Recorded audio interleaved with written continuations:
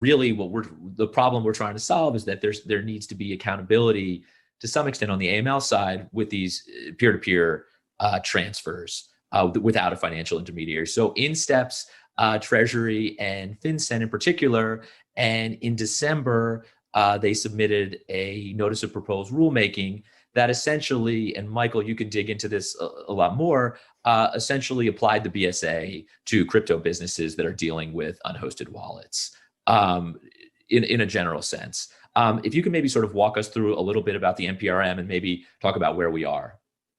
Yeah, sure, Harry.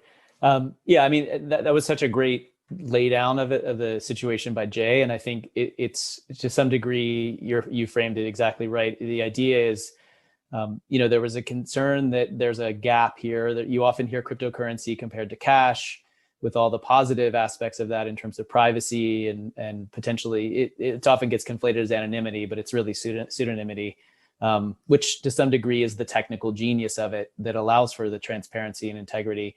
But there's a perceived gap in if it's like cash, then why does the CTR, the currency transaction reporting requirement, apply to cash and banks and money services businesses, but you have this gap with crypto? So this was as it's laid out in the NPRM, and it's worth the read to see the risks behind it that drove it. But I think in a general sense, the idea was, okay, here's a proposed rulemaking. There's a gap here. There's concern at the senior government level, including political leaders here and abroad. It's a topic of discussion, and there's other countries that are already taking action in this space that's farther than certainly what's even proposed in the rule. So here's a proposal, and the idea was that there was a very specific sort of CTR part about recording if your customer is sending money to an unhosted wallet. Tell us about that, which is what exists in the cash world already, the fiat world. And then there was another part of that involved sort of getting more information about the counterparty, and I think that drew sort of more attention, along with what was an expedited comment period. So to your question on the status, the comment period originally was 15 days, was extended for another 15, and then we just recently extended it for another 60 days. And that's really a result of folks around the clock reading through the comments coming in and seeing it's clear we need more time on this. There's administration change in the meantime, and I'm glad that we were able to sort of do the right thing, which is what is reflected in the comments, which is this is complicated and we want more time.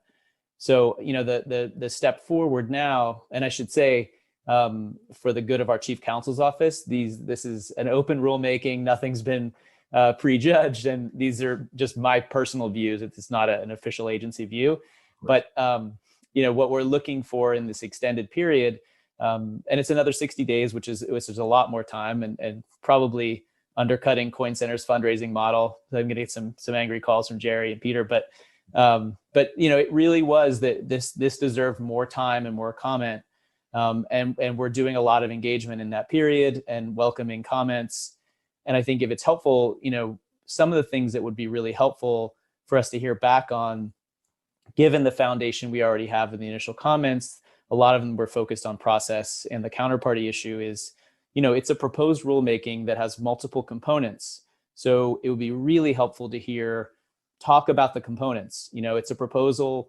It's not an all or nothing. Tell us about what works. We've heard some feedback that actually, well, the CTR part alone makes a lot of sense.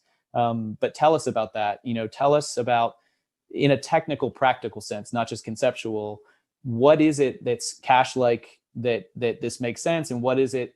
Crypto in many ways is cash-like, but in other ways it's not. The volume and velocity that it moves is much more substantial than cash. All of us are prosecutors. You've done cases involving probably bulk cash, and you see what it's like for a Mexican cartel to move truckloads of it undetected. It's really hard. This is massive amounts at a high velocity. So it's not just cash, but as people pointed out in comments, there's also a lot more transparency and traceability. So, tell us about the distinctions in technical terms. There was more of that sort of feedback, including even the definition of wallets that Jay was talking about. There's public keys, there's accounts, there's wallets. addresses, there's all these different things. So, we propose a definition, tell us about it in more practical technical terms. And I think in the same way, tell us about, okay, here's the proposal. What would it be like for any component of this if I had to actually do it? In the first extension, we put in field ideas of what would be in this report that you'd file, acknowledging that it is a bit different than cash.